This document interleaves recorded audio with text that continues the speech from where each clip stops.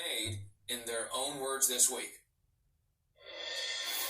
In mid-August, it became clear to me that Giuliani's efforts to gin up politically motivated investigations were now infecting U.S. engagement with Ukraine, leveraging President Zelensky's desire for a White House meeting. Following the call with President Trump, the member of my staff asked Ambassador Sondland what President Trump thought about Ukraine. Ambassador Sondland responded that President Trump cares more about the investigations of Biden, which Giuliani was pressing for.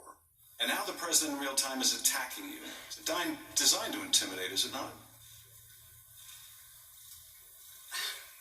I mean, I can't speak to what the president is trying to do, but I think the effect is to be intimidating. I found the July 25th phone call unusual because, in contrast to other presidential calls I had observed, it involved discussion of what appeared to be a domestic political matter. It was also clear that if Ukraine pursued an investigation into the 2016 elections, the Bidens and Burisma, it would be interpreted as a partisan play. In hindsight, I now understand that others saw the idea of investigating possible corruption involving the Ukrainian company Burisma as equivalent to investigating former Vice President Biden. What did Ambassador Sondland say to tell you that he told Mr. Yermak?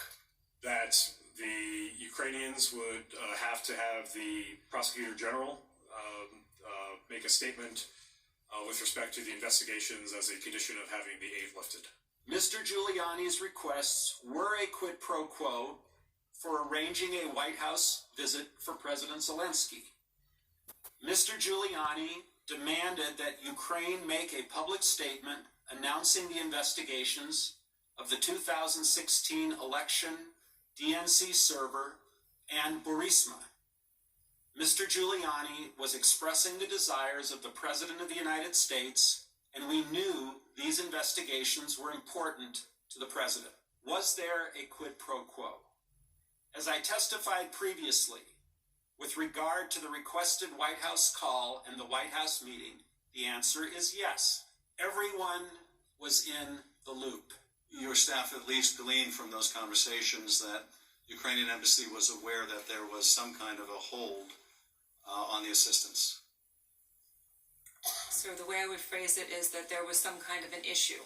Yes. Ambassador Hale, then therefore are you saying Marie Yovanovitch is a dedicated and courageous patriot?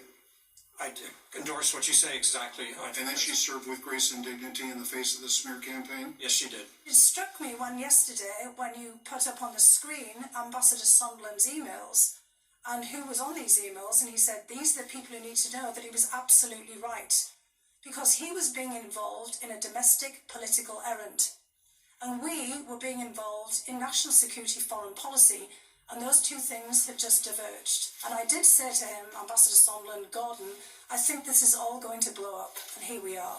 It became apparent that Mr. Giuliani was having a direct influence on the foreign policy agenda that the three amigos were executing on the ground in Ukraine. My recollection is that Ambassador Sondland stated, quote, "Damn it, Rudy, every time Rudy gets involved, he goes and F's everything up."